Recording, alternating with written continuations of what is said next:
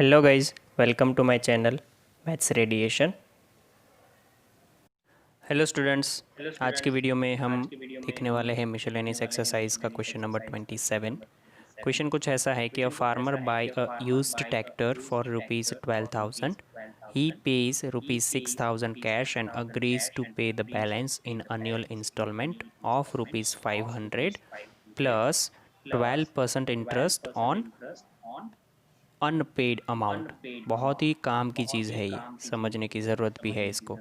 How much will the tractor cost him. देखो, 12,000 का tractor था, 6,000 उसने कैश दे दिए, तो अब जो है आपको 12,000 में से ये 6,000 तो उसने पे कर दिए, तो रिमेनिंग 6,000 जो है उसके पेमेंट की कंडीशन ये रखी हुई है कि हर साल वो 500 पे करेगा प्लस 12% इंटरेस्ट जो है वो ऑन अनपेड अमाउंट। याद रखना, अनपेड अमाउंट। तो पहले साल जो अनपेड अमाउंट होगी वो आपकी 6,000 होगी। दूसरे साल जो अनपेड अमाउंट होगी वो 5,500 होगी, क्योंकि आपने 500 रुपये पे कर दिए। इसमें ये इंटरेस्ट नहीं काउंट होता, राइट। नेक्स्ट ईयर जो होगा वो 5,000 होगा। ऐसे 500 कम होता जाएगा, बिकॉज आपका एनुअल इंस्टॉलमेंट 500 का है और आपने इतना इंस्टॉलमेंट जो है टाइम लगाया है, एनुअल टाइम, उसके तौर पे आप उसको इंटरेस्ट दे रहे हो। तो इंटरेस्ट तो काउंट नहीं होगा जो हमारी ओरिजिनल अमाउंट है उसको कम करने पर, राइट। ये 6,000 में से पहले साल आपने 6,000 अनपेड थी तो उस पर 12% लगेंगे। दूसरे साल आपका 500 पे हो गया तो 5,500 पे 12% लगेंगे। उसके नेक्स्ट ईयर 5,000 पे लगेंगे एंड सो ऑन। ठीक है। तो इस हिसाब से आपको ढूंढना है कि ट्रैक्टर जो है वो उसको कितने में वो अफोर्ड कर पाएगा, उसको कितनी कॉस्ट उसकी ट्रैक्टर की पड़ेगी, वो हमें फाइंड करना है। तो यहाँ पे हम लिखते हैं कि टोटल अमाउंट इसकी क्या रहेगी, 12,000। ठीक है। फिर कैश पेमेंट कितना था, cash payment is equal to 6,000। तो रिमेनिंग बैलेंस क्या बची, remaining balance is equal to 6,000। ठीक है। अब ये 6,000 रुपीज़ जो है उस पर ही आपको सारा खेल है। एनुअल इंस्टॉलमेंट जो है वो आपका ये इस तरह का है, देखो कि annual instalment is equal to 6,000, sorry 500 plus 12% interest on unpaid amount. ठीक है। तो फर्स्ट इंस्टॉलमेंट आपका जो है वो हम काउंट कर रहे हैं, देखो ध्यान से। फर्स्ट इंस्टॉलमेंट वो कैसे काउंट करना है आपको ये समझ लो। फर्स्ट इंस्टॉलमेंट के लिए अनपेड अमाउंट क्या रहेगी, unpaid amount is equal to 6,000। ठीक है। तो इंटरेस्ट क्या रहेगा, टोटल इंटरेस्ट फाइंड कर लेते हैं। Interest is equal to 12% of 6,000। That means 12 multiply 6,000 upon में 100। ये दोनों कैंसिल किया तो 12 6 72, इतने रुपीज़ मिलेंगे। ये इंटरेस्ट मिला है। तो फर्स्ट इंस्टॉलमेंट आपका क्या हो जाएगा, amount of first instalment is equal to 500 तो आपको फिक्स देने हैं प्लस इंटरेस्ट, मतलब कि ये 720, तो ये कुल मिला करके हो जाएंगे 1220 रुपीज़। ठीक है। यहाँ तक क्लियर हुआ। अब सेकेंड इंस्टॉलमेंट आप काउंट कर लो। सेकेंड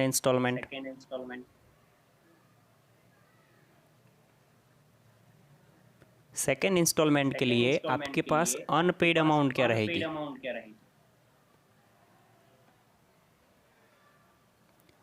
अनपेड अमाउंट रहेगी 6,000 minus 500, that is equal to 5,500 rupees. ठीक है, तो इंटरेस्ट क्या रहेगा इसका?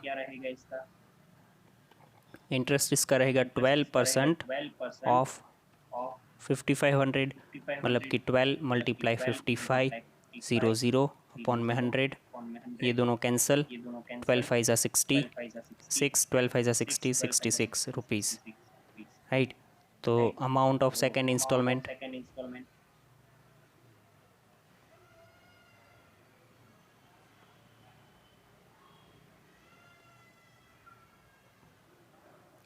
Amount of second instalment is equal to 500 fix है, प्लस आप 660 जो है वो इंटरेस्ट पे कर रहे हो, तो ये कुल मिला करके हो जाएगा 1160, राइट है। अब आपको समझना है थर्ड इंस्टॉलमेंट को।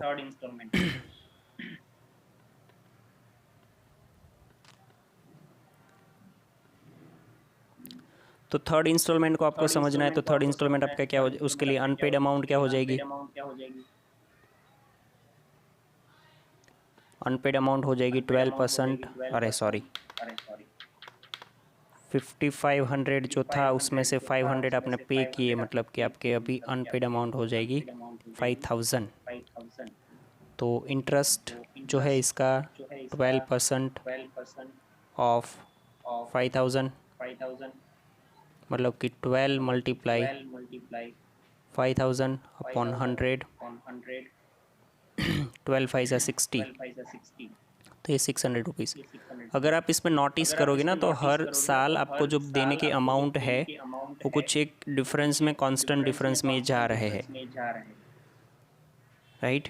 मतलब देखो इस बार थर्ड इंस्टॉलमेंट क्या होगा? थर्ड इंस्टॉलमेंट इसकी वैल्यू हो जाएगी 500 plus 600 is equal to 1100 rupees. पहले सबसे पहले ईयर 1220 थे, उसके बाद 1160 हुए, उसके बाद 11 हुए। नंबर ऑफ इंस्टॉलमेंट समझ लो पहले। नंबर ऑफ इंस्टॉलमेंट होंगे इसके, आपको देने के है टोटल अनपेड अमाउंट 6,000 है, और एक इंस्टॉलमेंट जो है 500 का है, तो टोटल नंबर ऑफ इंस्टॉलमेंट इसके हो जाएंगे 12। ठीक है, तो ऐसे 12 टर्म्स वाली ईपी बनेगी, जो कि कुछ ऐसी होगी 1220, 1160, 1100 up to so on.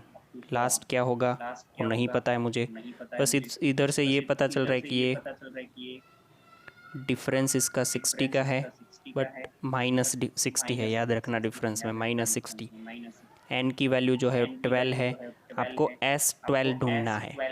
S12 क्यों? क्योंकि ये सारा अमाउंट जो आप पे करोगे प्लस आपने 6,000 जो है वो पहले कैश दिए है, that is the total cost of that tractor, है ना। यहाँ पे n/2, 2a plus n-1d, n की वैल्यू है 12/2, 2 मल्टीप्लाई 1220 प्लस 12 माइनस 1,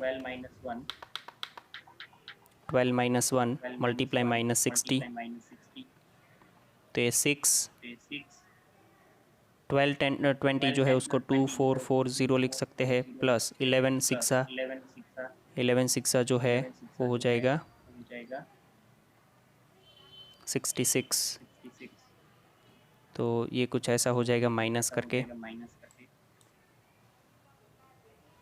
मतलब कि कुल मिलाकर के ये आंसर आपका हो जाएगा 6 multiply 1780, that is nothing but 10,680 rupees. Total amount of, total cost of tractor. तो ट्रैक्टर के लिए आपने पहले 6,000 दे दिए, प्लस आपने इंस्टॉलमेंट में जो पे किए वो 6,000 की जगह पे 10,000 समथिंग हुए, बिकॉज आप इंटरेस्ट भी साथ में पे कर रहे थे। दैट मीन्स ट्रैक्टर की टोटल कॉस्ट आपको जितने पे करने हुए वो हुए 16,680 रुपीज़। क्लियर है इतना? चलिए नेक्स्ट क्वेश्चन देखते हैं, क्वेश्चन नंबर 28।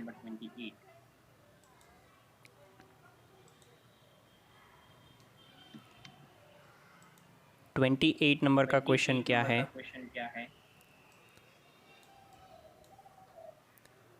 सेम क्वेश्चन हुआ, बराबर। इन्होंने बोला है कि Shamshad Ali buys a scooter for 22,000. He pays 4,000 cash, agrees to pay the balance in annual installment 1,000 plus 10% interest on unpaid amount. How much will the scooter cost him? Same question, homework. Now we are going to discuss question number 29. देखो 29 number का question क्या है? A person write a letter to 4 of his friend. 4 friend को एक letter लिख रहा है वो कोई इंसान. He ask each one of them to copy the letter and mail to 4 different person with the instruction that they move the chain similarly. Suppose मैंने 4 मेरे फ्रेंड को मेल किया है, फिर मैं उनको इंस्ट्रक्शन डाल देता हूँ कि आप कोई भी 4 डिफरेंट पर्सन को, इसमें से कोई मैच नहीं करना चाहिए, राइट? आपको भी 4 पर्सन को भेजना है और उनको भी बोलना है कि आगे चेन सिमिलरली फॉरवर्ड करे. ये वो व्हाट्सएप में ग्रुप में नहीं आते मैसेजेस, उसके जैसा कुछ हुआ समझ लो. Assuming that the chain is not broken and that is the cost and that it cost 50 paise to mail 1 letter. एक लेटर मेल करने के 50 पैसे लगते हैं. Find the amount spent on the postages when 8th set of the letter is mailed. ऐसे 8 set हुए, 8 stage बने, ये जो फॉरवर्ड हो रहा है उसके 8 स्टेज बने, तो टोटल कितने रुपीज़ लगे होंगे मेल करने में, वो आपको फाइंड करना है, बराबर. सिंपल क्वेश्चन है वैसे. देखो सबसे पहले ये समझ लो कि number of letters in first set, अगर पहला सेट होता तो उसमें 4 लेटर ही मेल हो पाते. Number of letters in second set, 4 को किया, वो 4 आगे फॉरवर्ड करेंगे, that means 4 × 4 16. Number of letter in third set,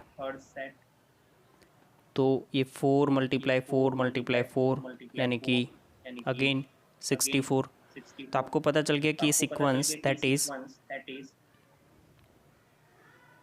sequence जो है वो 4, 16, 64 एंड सो ऑन. हमें क्या करना है? सिंपल, पहले तो नंबर ऑफ लेटर्स फाइंड कर लो, टोटल नंबर ऑफ लेटर्स,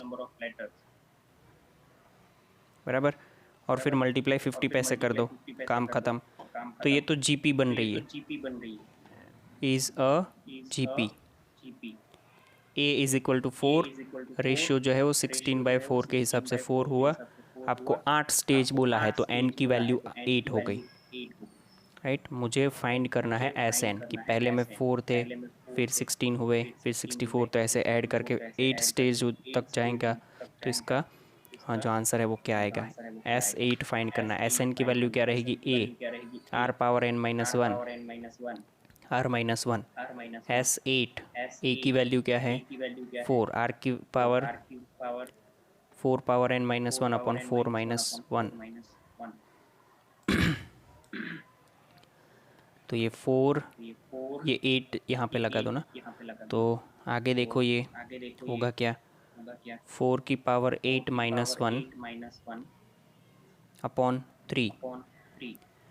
4 इसकी पावर 8 करोगे तो 65536 -1 अपॉन 3 S8, बराबर, जो कि कुछ ऐसा बन रहा है यहाँ पे 87380. तो cost of 1 letter is equal to 50 पैसे. Cost of 87380 letter is equal to 87380 multiply 50 पैसे को अगर आप रुपीज़ में कन्वर्ट करना चाहो तो नीचे 100 कर सकते हो. मल्टीप्लाई करके जो आंसर आ रहा है वो कुछ ऐसा है 43,690 रुपीज़। देखो 8 स्टेज में तो ये इतने सारे पैसे हो गए, भले ही 50 पैसे है फिर भी। ठीक है, चलिए आगे बढ़ते हैं।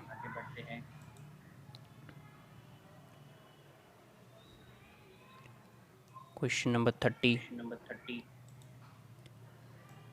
नंबर का क्वेश्चन कैसा है वो समझो। A man deposited 10,000 rupees in a bank at the rate of 5% simple interest annually. Find the amount in 15th year since he deposited the amount and also calculate the total amount after 20 years. Simple interest पे डाल रहा है। पहले year जो है amount क्या होगी, दूसरे ईयर अमाउंट क्या होगी, वो इस हिसाब से बराबर। Man deposited 10,000 rupees 10,000 rupees in bank at 5% simple interest annually. Find the amount in 15 years since he deposited and the amount deposited the amount and also calculate the total amount in after 20 years. तो इसमें simple सी चीज़ जो आपको समझनी है वो ये है कि इंटरेस्ट तो 5% लगेगा ही। आपको पहले ये समझना है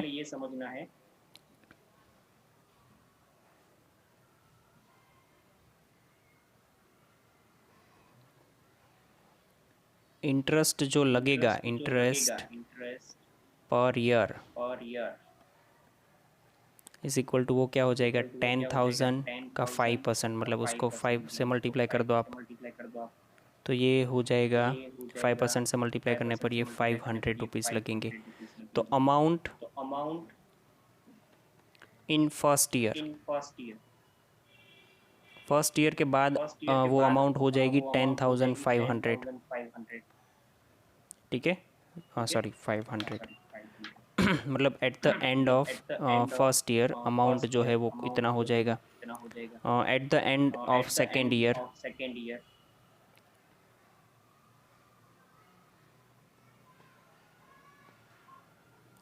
ईयर आपकी ये जो अमाउंट है वो क्या हो जाएगी, ये amount at the end of first year है ना, at the end of first year. अच्छा ऐसे नहीं हम करेंगे ना,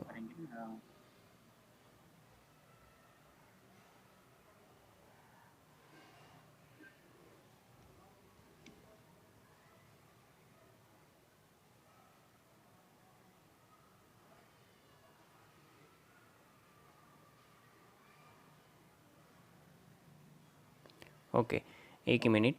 तो मैं इसको लिख लेता हूँ पहले कि अमाउंट इन फर्स्ट ईयर पे उस पर इंटरेस्ट नहीं लगेगा फर्स्ट ईयर। तो फर्स्ट ईयर पे तो अमाउंट 10,000 थी। Second year amount in second year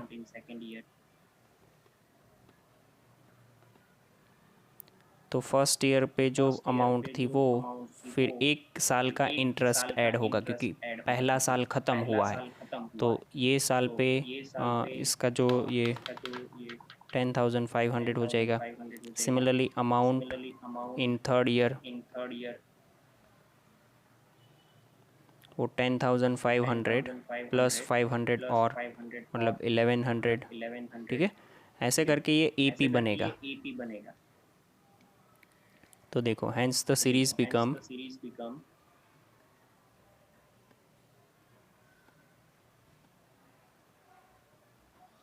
series क्या बन जाएगी, पहले तो 10,000 है, 10,500 है, 11,000 है। ऐसे करके आपको 15 ईयर में कितना बनेगा तो A15 फाइंड करना है और 20 ईयर में कितनी अमाउंट होगी तो A20 फाइंड करना है। उतना करना है और कुछ नहीं है। क्लियर? चलिए आगे देखते हैं क्वेश्चन नंबर 31।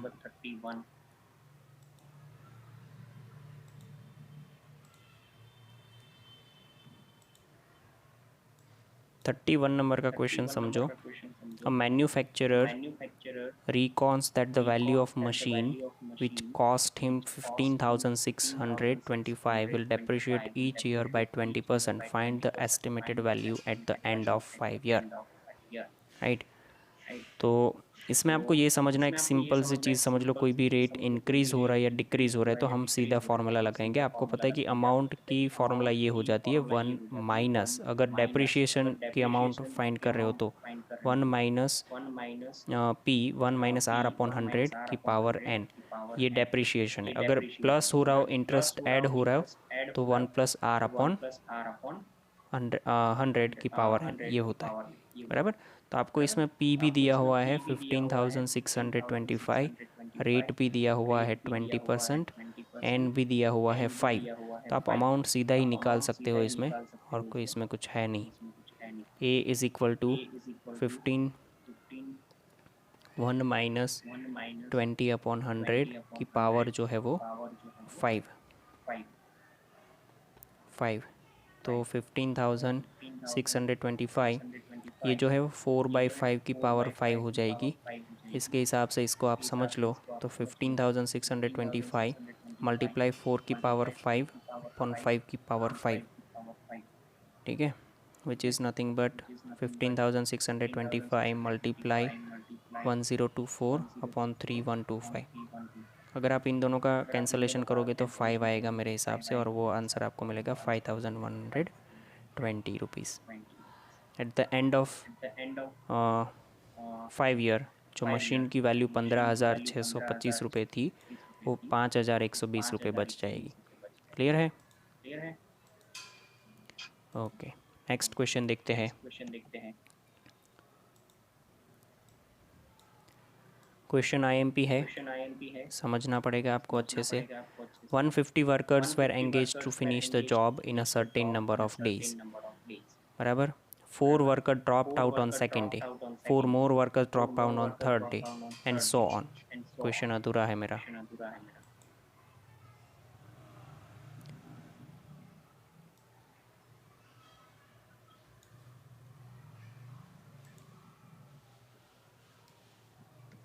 ओके, तो बाकी का क्वेश्चन यहाँ पे है, समझ लो। इन्होंने बोला it took 8 more days to finish the work, find the number of days in which the work was completed. कितने दिन में काम ख़त्म हुआ होगा वो आपको समझना है। 150 वर्कर को लेकर के चले थे हम, समझ लो काम कितना ख़त्म करना है, टोटल वर्क जो भी है उसको हम समझ लेते एक वर्क ख़त्म करना है, और समझ लेते हैं कि number of days to complete this work with 150 worker, है ना, पहले जो लेके चले थे 150 worker is equal to n days. आपको ये समझना है, ये वर्क 150 लोगों को लेके एन दिन में ख़त्म होता है।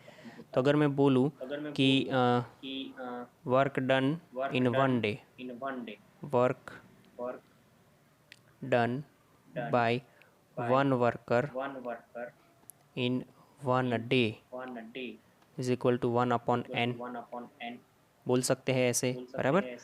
तो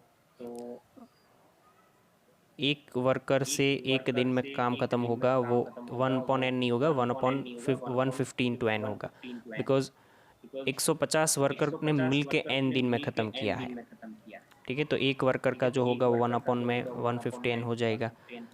तो अब आपको चलना है ये समझ करके कि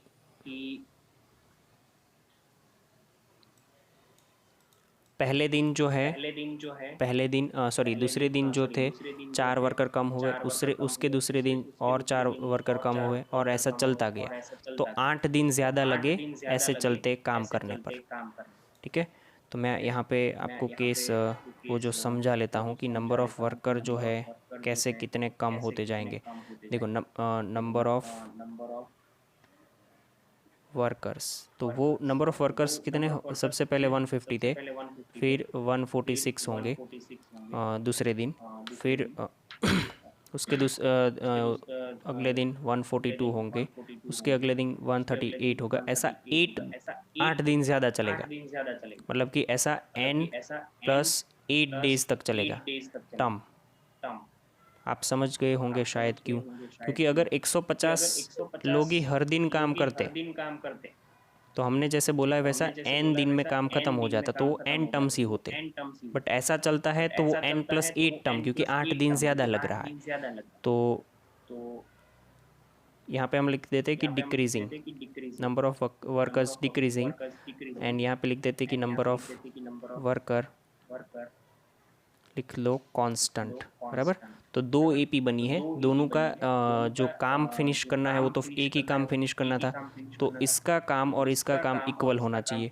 मतलब कि मैं ये समझा रहा हूँ कि ये 150 वर्कर ने n दिन में जो काम किया वो, और ये वर्कर जो वेरिएबल वर्कर है उन्होंने n+8 डे में काम किया वो, दोनों इक्वल है, राइट। तो देखो यहाँ पे हम करना क्या चाहते हैं कि ये जो काम है वो कितना होगा, 150 worker n days equal to ये, तो ये वर्क क्या हो गया, work is equal to 150 multiply n लिख सकते हैं हम। Similarly work in second case, तो हमें इन सब का तो एडिशन करना पड़ेगा पहले n+8 8 टर्म तक। तो वो एडिशन करने के लिए मैं Sn ढूंढ रहा हूँ। Sn मतलब n/2, 2a प्लस n-1d। आपको पता है कि n जो है वो मेरा n+8 है, अपॉन में 2 है, 2a 150 सॉरी प्लस, ये कहाँ तक जाएगा ऐसा, n+8 - 1, डिफरेंस जो है वो -4 का है, तो n+8 डिवाइडेड बाई 2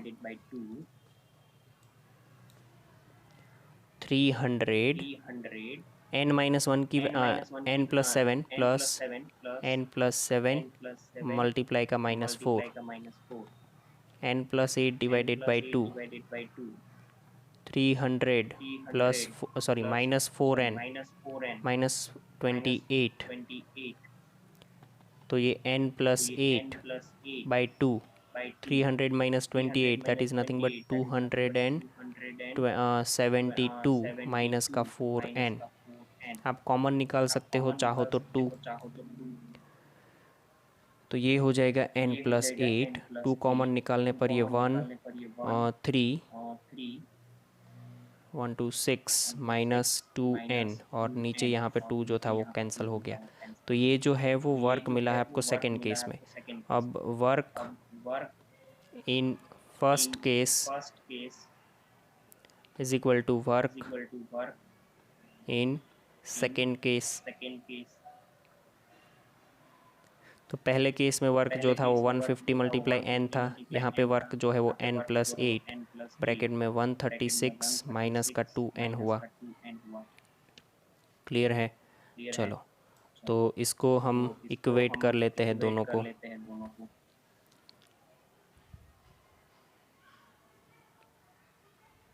तो ये इक्वेट करने पर क्या मिलेगा, ये तो हो जाएगा 150n is equal to 136n minus 2n square plus 136 multiply 8, 136 multiply 8, 8 6 48, 4 carry over, 8 3 24, अच्छा ये हो जाएगा 1088, ठीक है। 8 मल्टीप्लाई 2n माइनस 16n। चलिए तो अच्छे से लिखे तो ये 2n स्क्वायर इधर पॉजिटिव हुआ, ये 16n, और ये जो है वो 120n हुआ, तो माइनस का 120n। 1088, ये ऐसे लिख दूँ ना इसको, सर 1088 इज इक्वल टू 0। तो ये 2n square plus 330n minus 1088 is equal to 0। Common निकाल लो, 3n square plus 15n minus 544 is equal to 0। तो आप इसमें देख लो 554 का आपको पार्टीशन करना है और 15 लेकर के आना है, तो वो पार्टीशन आपको मिल जाएगा 32 एंड 17, बराबर। n plus 32 n minus 17 is equal to 0, n is equal to -32 and n is equal to 17। तो this is not possible, n की वैल्यू जो है वो 17 आई। तो मतलब कि number of days to complete the work, total number of days to finish the work is equal to n plus 8 days, right. आप याद रखना 8 दिन ज़्यादा लगते हैं, तो 17 plus 8 that is equal to 25 days. Clear. यहाँ पे हमारा ये चैप्टर फिनिश हो रहा है। आपको पूरा चैप्टर एग्जाम्पल वाइज अच्छे से रिवाइज़ कर लेना है। कोई डाउट है तो आप पूछ सकते हो। और हम जो है कल से नया चैप्टर स्टार्ट करने वाले हैं, तो यहाँ तक रखते हैं, ठीक है। Thank you.